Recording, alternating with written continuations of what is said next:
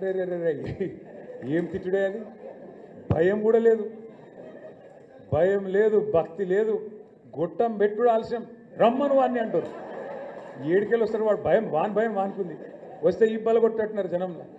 నేను మన కొడంగల్ పోయినా, లగచర్ల అని ఊరు. ఆడ మొత్తం మా లంబాడ సోదరులు ఉంటారు. ఆ లంబాడ సోదరుల భూములు గుంజుకునే ప్రయత్నం చేస్తే పాపం వాళ్ళు మరలబడ్డారు. అధికారులు వస్తే ఆ రోజు నిరసన చెప్పిండ్రు, అలా నిలగొట్టిరు. అదే రేవంత్ రెడ్డి పోతే ఈపే వాళ్ళ కొడుతురు, అధికారులకు నిరసన చెప్పి నిలగొట్టిరు. ఇక రేవంత్ రెడ్డి అహం దెబ్బతిన్నది. అగో నా కాన్స్టిట్యున్సీలో నేను భూములు ఇవ్వమంటే మీరు ఇయ్యరా? మీ ఆయుష్యత ఎంత, మీ బతికెంత? నేను అనుకుంటే ముఖ్యమంత్రిని అని చెప్పి 40 మందిని తీసుకుపోయి జైల్లో పెట్టిండు. మొత్తం లంబాడ రైతులు, గిరిజన రైతులు, దళిత రైతులు తీసుకుపోయి జైల్లో వారేసిండు. మేము జైల్లో చుట్టూ తిరిగినాం. Parigi jail, Sangareddy jail, Cherlapalli jail తిరిగి ఢిల్లీ దాకా పోయి ఆడ human rights commission, SC commission, ST commission, women commission, అన్ని కమిషన్లను పోయి కలిసి ఇట్లున్నది ముఖ్యమంత్రి గారి ప్రవర్తన, ఆయన సొంత నియోజకవర్గంలోనే దౌర్జన్యం జరుగుతున్నది, మీరు కాపాడాలి అని చెప్పి మొత్తానికి కొట్లాడి వాళ్ళని ఇడిపించినాం. బెయిల్ ఇడిపించినాక మొన్న నేను పోయినా, ఆడికి లగచర్లో పోయినా, కోస్కి పోయినా, ముఖ్యమంత్రి నియోజకవర్గానికి. నేను నిజంగా చెప్తున్నా, నేను కూడా ఊహించలేదు. నేను పోయినప్పుడు మా వాళ్ళు రమ్మంటే కార్యకర్తల సమావేశం లెక్క ఒక 3-4 వేల మంది ఉంటారేమో అనుకున్నాను. కానీ అక్కడ పోయి చూస్తే 25-30 వేల మంది కొడంగల్ నియోజకవర్గంలోనే కదం తొక్కి మళ్ళా కాంగ్రెస్ పార్టీని మొలకెత్తకుండా తొక్కి పెడతాం, రేవంత్ రెడ్డిని కూడా తరిమి కొడతామనే విధంగా అక్కడ మా లంబాడ సోదరులు, అదేవిధంగా కొడంగల్ సోదరులు ముందుకొచ్చి ప్రతిజ్ఞ తీసుకున్నారు. మరి ఇక రేవంత్ రెడ్డికే దిక్కు లేకపోతే మీ కడియం శ్రీహరి ఉంటాడా నేను అడుగుతా ఉన్నాను. ఆయన పరిస్థితి ఏంది అసలు? కడియం శ్రీహరి ఇలా పెద్ద పెద్ద మాటలు మాట్లాడతాడు. చూస్తే అప్పుడప్పుడు గమ్మత్ అనిపిస్తుంది. అది సామెతను శకునం చెప్పే బల్లి కుడితిలో పడ్డదని. అరే అసలు తెల్లారు లేస్తే నీతులు మాట్లాడతాడు, ఏదో పెద్ద పెద్ద నీతివంతమైన మాటలు. ఆయన ఒక్కడే మేధావి, ప్రపంచంలో లేడీ ఎవరికి తెలియలేదు, ఈయనకేమున్నది అన్నట్టు పోజులు కొడతాడు. మరి గన్ని శకునాలు చెప్పే పెద్ద మనిషి, గన్ని నీతివంతమైన డైలాగులు కొట్టే పెద్ద మనిషి ఏమన్నా ఇచ్చేస్తుంటే రాజీనామా చేసి ఎలక్షన్కి రా, దమ్ముంటే చూసుకుందాం రా. గన్పూర్లో దమ్ముంటే రా, పెద్ద పెద్ద మాటలు ఎందుకు? ఓ పెద్ద భీకరమైన డైలాగులు, బీభత్సమైన పోజులు. గాలిలో గెలుసుడు కాదు కదా. నిజంగానే నీ రేవంత్ రెడ్డికి, నువ్వు చేరిన కాంగ్రెస్ పార్టీకి ఏమన్నా దమ్ముంది, ప్రజల ఆదరణ ఉంది అనుకుంటే రాజీనామా పెట్టు రా. ఒక్క కడియం శ్రీహరే కాదు, 10 మంది వాళ్ళు ఏమనుకుంటారో నాకు తెలియదు కానీ తప్పించుకోజాలరు. సుప్రీంకోర్టులో కొట్లాడుతున్నాం, తప్పకుండా న్యాయం జరుగుతుంది. 10 ఎలక్షన్లు కూడా ఉప ఎన్నికలు వస్తాయి, బరాబర్ గిరిగీసి కొట్లాడాలి, వీళ్ళ సంగతి ఏందో చూపెట్టాలి. దయచేసి నేను మిమ్మల్ని కోరేది ఒకటే, ప్రజలకు కూడా ఇప్పుడిప్పుడే అర్థమవుతున్నది, మోసపోయినామని అర్థమైంది. మనకు ఓటైన వాళ్ళు కూడా ఇప్పుడు బాధపడతాను. ఇక బయటికి చెప్పుకోలేరు ఇమీడియట్గా, కానీ కొద్దిగా టైం పడుతుంది, కానీ బాధపడతాను. కానీ ఇది మంచిదే మనకు, ఇది ఖచ్చితంగా మన మంచికే. ఎందుకంటే ప్రజలకు కూడా తెలిసి రావాలి. అప్పుడప్పుడు గాడిదని చూస్తేనే గుర్రం విలువ తెలుస్తుంది, చీకటిని చూస్తేనే వెలుగు విలువ కూడా తెలుస్తుంది. రేవంత్ రెడ్డిని చూస్తేనే కేసీఆర్ విలువ కూడా ఇలా అర్థమవుతుంది. ఇది వాస్తవం. కేసీఆర్ ఉన్నప్పుడు మంచిగా బ్రహ్మాండంగా పడుతుండే, టంగు టింగ్ అనుకుంటా మంచిగా రైతు బంధు పడుతుండే. మరి ముఖ్యమంత్రి గారిగా సేమ్ టింగు టింగ్ అంటే బాగుండదు కదా, అందుకేమనుకున్నాడు, టకీ టకీ అని మొదలుపెట్టాడు. టకీ టకీ పడుతున్నాయి, రైతు బంధు టకీ టకీ, రుణమాఫీ జరిగిందా టకీ టకీ, కళ్యాణ లక్ష్మి పడుతుందా టకీ టకీ, ఒక్కటన్నా ఏదన్నా టకీ టకీ ఒక్క కాడ మాత్రం పడుతుంది. ఎక్కడ?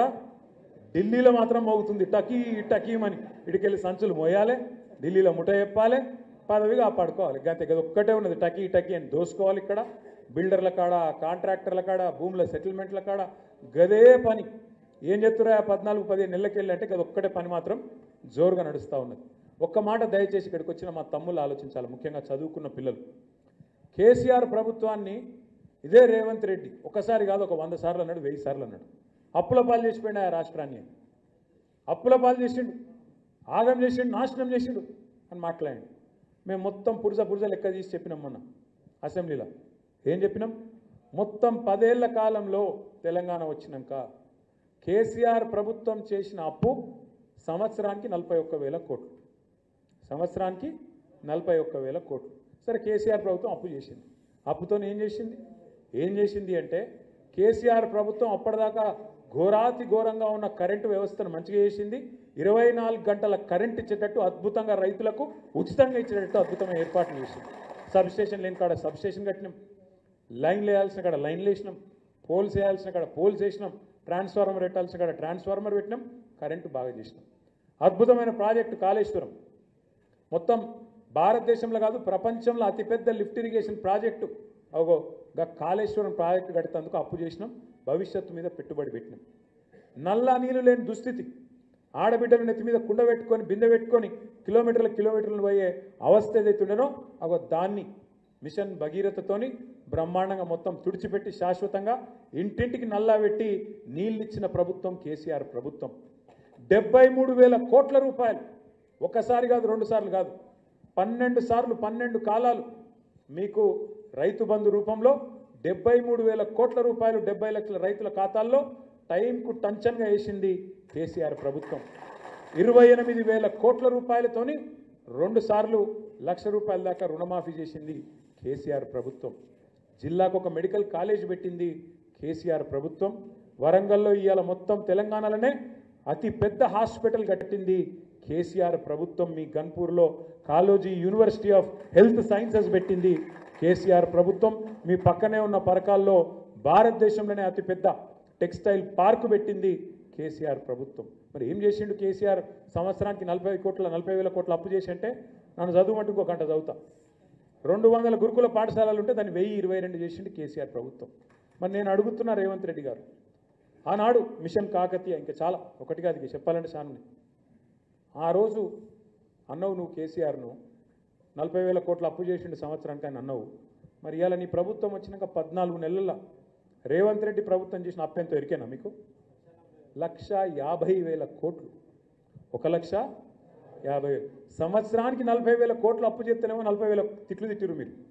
మరి 1,50,000 కోట్ల అప్పు నువ్వు చేస్తేవి.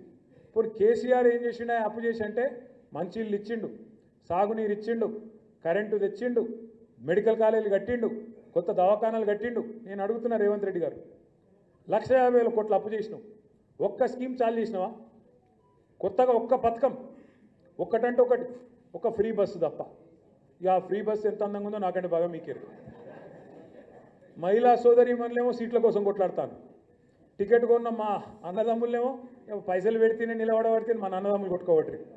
ఫ్రీ బస్సు గట్లున్నది, అదొక్కటి తప్ప ఒక్క పథకం ఏదన్నా అయిందా? ఆ రైతు బంధుకే దిక్కులేదు. కేసీఆర్ గారు చెప్పిండు, మీకు చిలుకకు చెప్పినట్టు చెప్పిండు. ఏమన్నాడు? కాంగ్రెస్ కోటేస్తే రైతు బంధుకు రామ్ రామ్ అవుతుంది, యాది పెట్టుకోమన్నాడు. ఇలా అయిందా చెప్పినట్టు? ఇలా 1,50,000 కోట్ల అప్పు చేసి కొత్తగా ఒక్క ఇటుక పెట్టలే, కనీసం ఒక గోడ కట్టలే, కనీసం ఒక పథకం చాలు చేయలే. ఏడవైనా పైసలు మరి?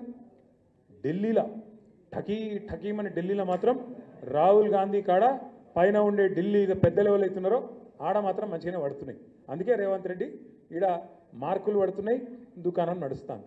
నేను మీ అందరినీ కోరేది ఒకటే, సరే కొంతమంది పోవచ్చు, నిజంగా కూడా కుండ వలిగితే వలిగింది కానీ కుక్క బుద్ధి తెలిసిందని గన్పూర్లో కూడా ఎవలేందో మనకు అర్థమైంది.